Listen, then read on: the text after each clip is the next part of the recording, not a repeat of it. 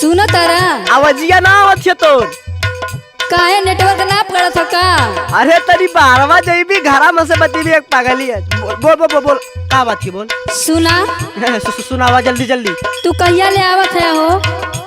अरे यार जल्दी काम के बाद बोल, देखा थी एकदम इतना भीड़ चलत है, बोल जल्दी। सुना बात। सुना सुना। कैसे लागी गड़ासा के धार हमारो, कैसे लागी गड़ासा के धार हमारो, बोला आई बात तू कहिया भतार हमारो। बोला आई बात तू कहिया भतार हमारो, बोला आई बात तू कहिया भतार हमारो। कैसे लागी गड़ासा के धार हमारो, कैसे लागी गड़ासा के धार हमारो, बोला आई बात तू कहिया भतार हमारो। बोला कहिया तू आई भतार हमारो, बोला कहिया तू आई भतार हमारो।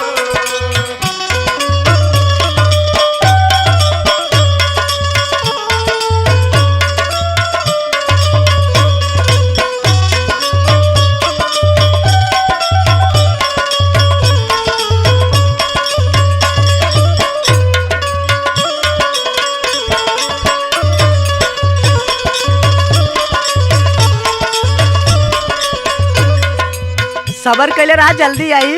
अब ना रह जात बा। सुना था कि ना? सुनत है। सुना सुनाओ। लगता मुरचाई घरवा के मसीनिया, बाटे मसीनिया हो बाटे मसीनिया, बाटे मसीनिया हो बाटे मसीनिया। तोहरे बिना कैसे होई तेल पनिया, होई तेल पनिया हो होई तेल पनिया, होई तेल पनिया हो होई तेल पनिया। सुना था कि ना? सुनत है। सुना लगत मुरचाई घरवा के मसीनिया, तोहरे बिना कैसे होई तेला पनिया, लागी कैसे जवनिया के पार हमारो, लागी कैसे जवनिया के पार हमारो, बोला आई बात तू कहिया भतार हमारो। बोला आई बात तू कहिया भतार हमारो, बोला आई बात तू कहिया भतार हमारो।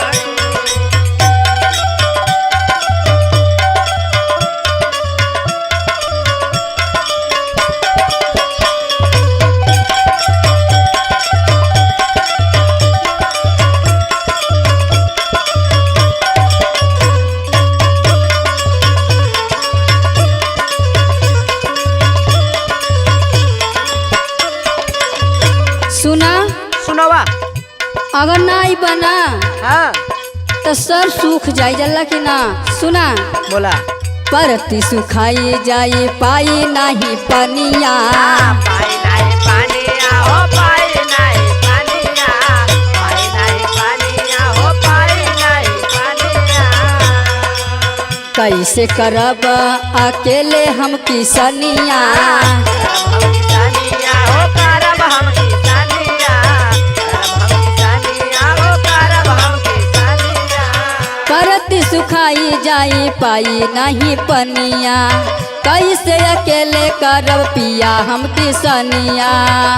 ठाकुर कैदा जवनिया के पार हमारो, गुड्डू कैदा जवनिया के पार हमारो, बोला आई बात तू कहिया भतार हमारो। बोला कहिया तू आई भतार हमारो, बोला कहिया तू आई भतार हमारो, बोला कहिया तू आई भतार हमारो, बोला कहिया तू आई भतार हमारो, कहिया तू आई भतार हमारो।